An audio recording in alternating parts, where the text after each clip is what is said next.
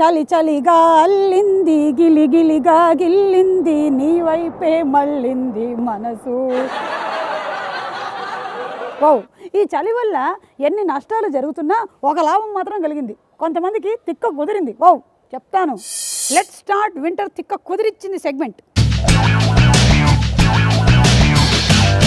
Wow ఒక లాభం ఏమిటి అంటే వింటర్ వల్ల సెల్ఫీలు తగ్గాయి. అవును, this is the good news you know.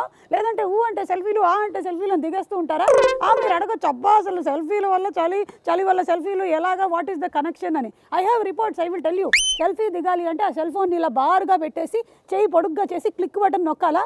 మరి ఇలా పొడుగ్గా పెట్టినప్పుడు చంకలోకి చలి దూరిపోతుంది, అందుకనే దిగటం లేదు. అమ్మయ్య, ఒకటి లాభం. రెండో లాభం ఏమిటంటే నీటి ఆదా బాగా జరుగుతుంది. ఇప్పుడు మనం ఫర్ సపోజ్ గీజర్ వేసామా, బాత్రూంలోకి వెళ్ళామా, ట్యాప్ తిప్పామా, వేడి నీళ్ళు నింపామా, వేలు పెట్టి చూసామా, అమ్మో వేడిగా ఉందని చెప్పి మళ్ళీ చల్లనీళ్ళు తిప్పుకుంటామా, మళ్ళీ వేలు పెట్టి చూస్తాం, అబ్బా చల్లగా అయిపోయింది అనుకుంటాం, మళ్ళీ నీళ్లు తిప్పుతామా. ఇలా చన్నీళ్ళు వేడి నీళ్ళు మిక్స్ చేస్తూ ఫైనల్లీ ఏం జరుగుతుంది, మన వేలుకి స్నానం అవుతుంది కానీ మనం బాడీ స్నానం చేసుకోము. అంటే నీళ్ళు ఆదా అయినట్టే కదా. That is the good news. For suppose Bandla Ganesh garu లాంటి ఒక ధైర్యవంతుడు స్నానం చేశాడే అనుకోండి, అప్పుడు మన దగ్గర ఇంకొక ఆప్షన్ ఉంది. అలా స్నానం చేసుకున్న వాళ్ళ దగ్గరికి వెంటనే వెళ్ళి భుజము రాసేసుకుంటే మమ అనుకుంటే మనము స్నానం చేసుకున్నట్టే. ఓ ఏమంటారు? ఈ చలి వల్ల జరిగిన మూడో లాభం ఏమిటంటే అమ్మాయిలందరూ కంటికి ఇంపుగా ఒంటికి నిండుగా బట్టలు వేసుకొని తిరుగుతున్నారు. ఇక అబ్బాయిలు కూడా బైకుల మీద రయ్యి అని తిరగడం లేదు, చేతులు కొంకరపోతున్నాయి. దీనివల్ల అమ్మా నాన్నలు హ్యాపీ, నేను కూడా హ్యాపీ. ఈ వింటర్ క్లోదింగ్ వల్ల అంటే ఈ స్వెటర్లు, షాళ్ళు, మఫ్లర్లు ఇవన్నీ వేసుకోవడం వల్ల అప్పులోళ్ళు ఎవరు అసలోళ్ళు ఎవరు కనిపెట్టలేకపోతున్నాం. మొన్నటికి మొన్న నేను మణికొండ దగ్గర మర్రిచెట్టు జంక్షన్ దగ్గర నిలబడి ఉంటే ఎవడో ఒక అతను వచ్చి నన్ను మహేష్ బాబు అనుకొని, అంటే నేను ఒడ్డు పొడుగు అది బాగుంటాను కదా, ఓ sir Axis bank 45 lakhs issue ఏంటి, ఎలా ఉంది అని అడిగాడు. దాడి దుంపదేక, నేను మహేష్ బాబు అంట. దట్ ఈస్ ద లాభం యూనో.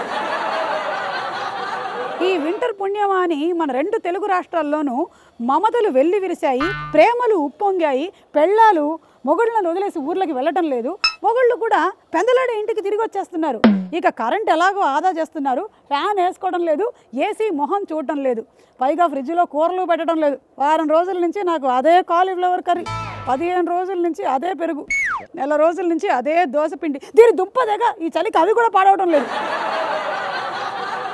బాత్రూమ్కి వెళ్ళాలంటే భయంగా ఉంది, కొళాయి తిప్పాలి అంటే ఆ బాహుబలి సినిమాలో లాగా నాతో వచ్చేదెవరు, నాతో చచ్చేదెవరు అని ఎవరినైనా తోడు తీసుకెళ్ళాలి అనిపిస్తుంది.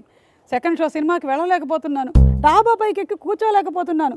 పాపం ఈ తల్లులు పిల్లలు ఉదయాన్నే లేచి ఆ స్కూళ్ళకి తయారయ్యి ఎలా వెళ్తున్నారో కానీ ప్రయాణాల సంగతి చెప్తే ఆ బస్సులు రైళ్ళు ఎలా ముట్టుకుంటామో అనిపిస్తుంది. ఐసు గడ్డ మీద కూర్చున్నట్టుగా ఉంది. నానా ఓ భూమధ్య రేఖకి భారతదేశం దగ్గరగా ఉంటుంది కాబట్టి సరిపోయింది.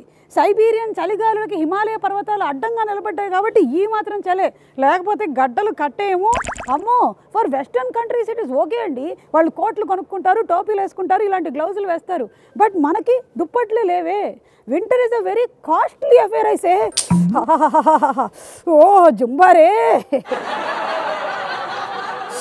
శివ నీ శివరాత్రి వచ్చేదెప్పుడు, శివ అంటూ ఈ చలిపోయేదెప్పుడు?